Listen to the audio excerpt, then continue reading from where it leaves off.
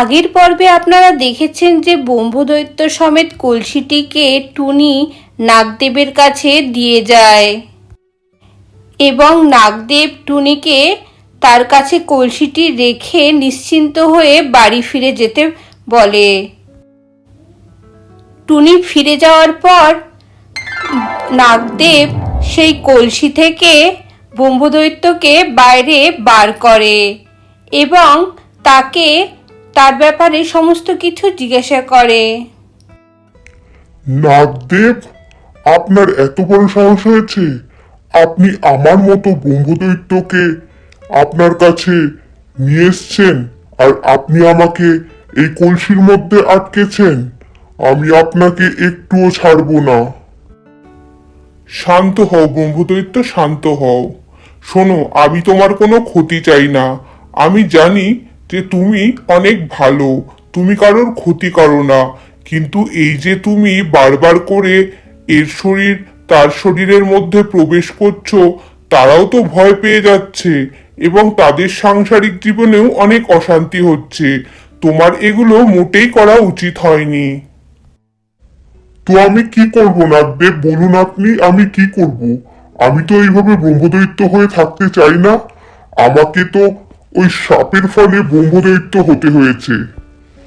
আমি এইভাবে কখনোই ব্রহ্মদৈত্য হয়ে থাকতে চাই না। আমি ওই জন্য ওর শরীরে প্রবেশ করি, যাতে একটু ভালোভাবে থাকতে পারি।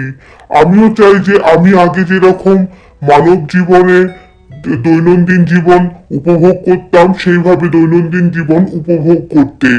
আমার এই ব্রহ্মদৈত্যর এই অবস্থা একটুও পছন্দ না। হয় আপনি আমাকে মুক্তি দিন, না হলে আমাকে আর আটকাবেন না আপনি। তুমি কোনো চিন্তা করো না। আমি তো চাই যে তুমি তোমার এই ব্রহ্মদৈত্যর রূপের বন্দিদশা থেকে তুমি মুক্ত হও, আর তোমার মুক্তি কাম্য।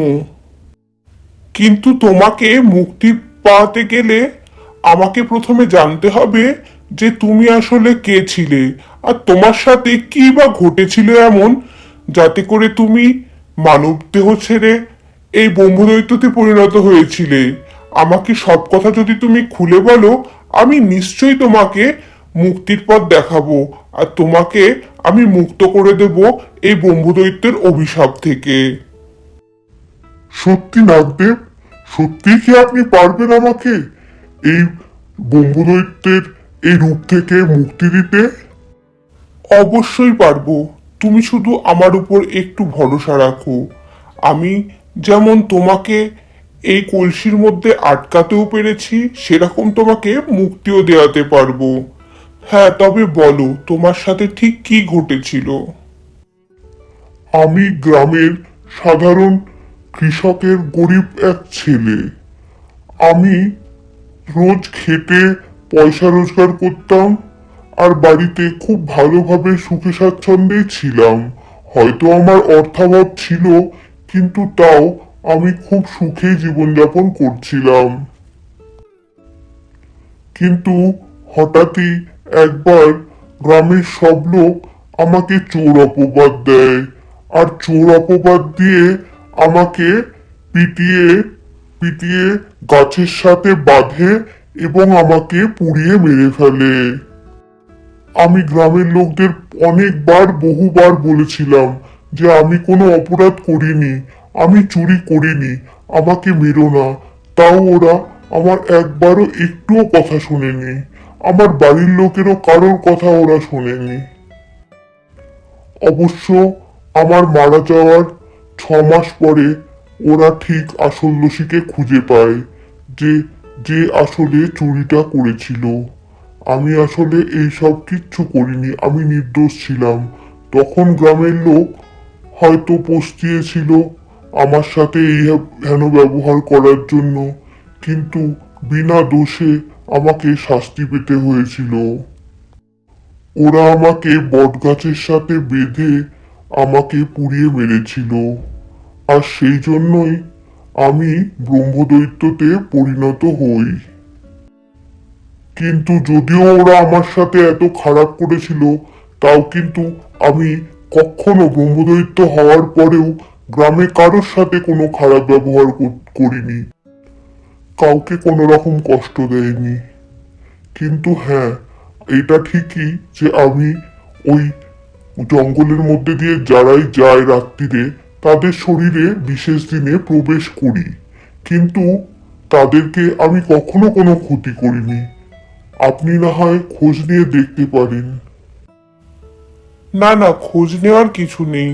আমি জানি সত্যি তোমার ঘটনা খুবই দুঃখজনক, কিন্তু তুমি যখন বিনা দোষে এই শাস্তি ভোগ করেছো তখন অবশ্যই তুমি মুক্তি পাবে। তুমি তো কোনো অপরাধী নয়। তবে যেহেতু তুমি মারা গেছো, তোমাকে আগের জীবনে তো আর ফিরিয়ে দিতে পারবো না, তবে তোমাকে এই শরীর থেকে আমি মুক্তি দিচ্ছি। এই বলে নাগদেব তার শক্তির দ্বারা ব্রহ্মদৈত্যকে সেই ব্রহ্মদৈত্যের শরীরের থেকে মুক্তি দেয়। এরপর ব্রহ্মদৈত্যের মুক্তির খবরটি টুনিও জানতে পারে এবং সে গ্রামের সবাইকে এই কথা জানায় এবং সেই ব্রহ্মদৈত্যর সাথে আসলে কি হয়েছিল, গ্রামের লোকেরা তাকে কত কষ্ট দিয়েছিল তাও সে সবাইকে প্রকাশ করে। এরপর সেই গ্রাম এই ব্রহ্মদৈত্যের অভিশাপ থেকেও মুক্তি পায়। আর গ্রামের লোকেরা সবাই এই প্রতিজ্ঞাই করে যে এরপর তারা আর কখনো কাউকে বিনা প্রমাণে দোষী সাব্যস্ত করবে না এবং কারোর জীবনই এইভাবে অন্যায় করে কেড়ে নেবে না বা নষ্ট করবে না। এরপর গ্রামে খুশি নেমে আসে এবং তারা ধুমধাম করে অনেক অনুষ্ঠান পালন করে এই খুশিতে যে তাদের গ্রাম অভিশাপ মুক্ত হয়েছে।